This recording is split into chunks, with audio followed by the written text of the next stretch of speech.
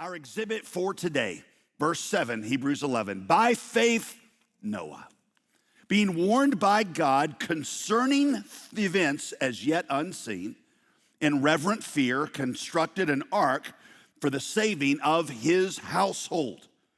By this he condemned the world and became an heir of the righteousness that comes by faith. If you had to name 3 Bible stories that everybody in America knows, the story of Noah and the ark would always make the list. Perhaps the great irony of this story is that we have turned it into a cute little bedtime story where in come the animals 2 by 2, the hippopotamus and the kangaroo. And we paint this scene as a mural over our baby's crib like it's a soothing, cuddly bedtime image. I would suggest to you that it is far from a soothing bedtime story. It recounts a global flood that God sent to kill every living thing on earth. We're gonna ask the question that the writer of Hebrews asked: how is Noah an example of the faith that pleases God, the faith without which it is impossible to please God? Sometimes we like to say faith is when the unexplainable meets the undeniable.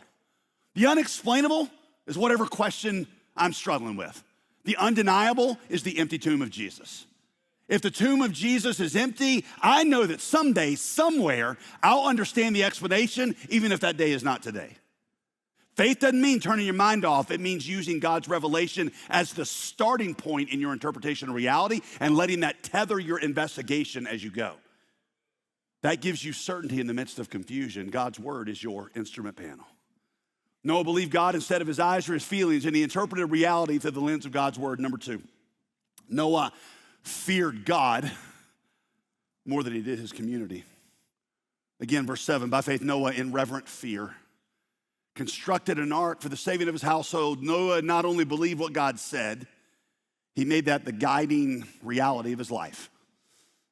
Faith is the conviction that the things not seen are more important than the ones that are. Faith is living in a way today that you believe one day you'll be glad you did. Faith is living in a way today that you're gonna be glad one day that you did. Right now, I want you to picture yourself just 5 seconds after you die. 5 seconds. What's important to you in that moment? What matters in that moment? Figure that out now and then live that way now. Faith is living in a way today that you believe one day you'll be glad you did. I named this point, Noah acted rather than argued, because it highlights the fact that there came a time when Noah had to suspend any questions or confusion that he had and just obey. Y'all, I'm sure Noah had some of the same questions that you've been asking. God, how are you gonna pull all this off? And why are you doing it this way anyway? Isn't there a better way? And listen, y'all, God invites those questions. You wanna know how I know that? So much of our Bibles is people asking questions of God like that and God answering them. The point is that there comes a time to obey. Noah was either gonna build that ark or he wasn't. He was either gonna get onto that ark when the time came or he was gonna stay outside.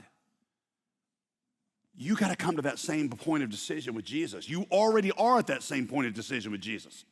Listen, you got questions about God, good questions. That's fine, ask them. But at some point, you gotta choose whether you're gonna get into the ark or not. And staying outside is every bit as much a decision as getting on. You can get onto the ark of Jesus, so to speak, even with your questions. Number 4, Noah condemned the world rather than sought its approval. Let's look now at the final part of verse 7.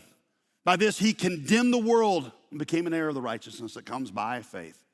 Saying he condemned the world there doesn't mean that Noah went around scolding everybody all the time, preaching at them like some kind of campus pit preacher. It means that the way he lived condemned the world. The way a person of faith lives condemns the world without our even saying a word, because our behavior declares that somebody else is in charge and that invisible things are more important than visible ones. Y'all, Noah, for all of his flaws, was a person of great faith because Noah believed God could, instead of his eyes and his feelings. Number 2, he feared God more than his community. Number 3, he acted rather than argued. And number 4, he condemned the world rather than sought its approval. And the writer of Hebrews wants us to imitate that faith because you see, listen, in our day, in our city right now, we're all in the exact same position as Noah. You see, the story of Noah's Ark was never supposed to be an end in itself. It was always supposed to point beyond it. I mean, think about it. Okay? In terms of purging the earth of wickedness, remember that was the goal. Purging the earth of wickedness, it didn't really work. Look around. The same things God condemned the world for in Noah's day are still greatly in abundance today. Even the writer of Genesis recognized that.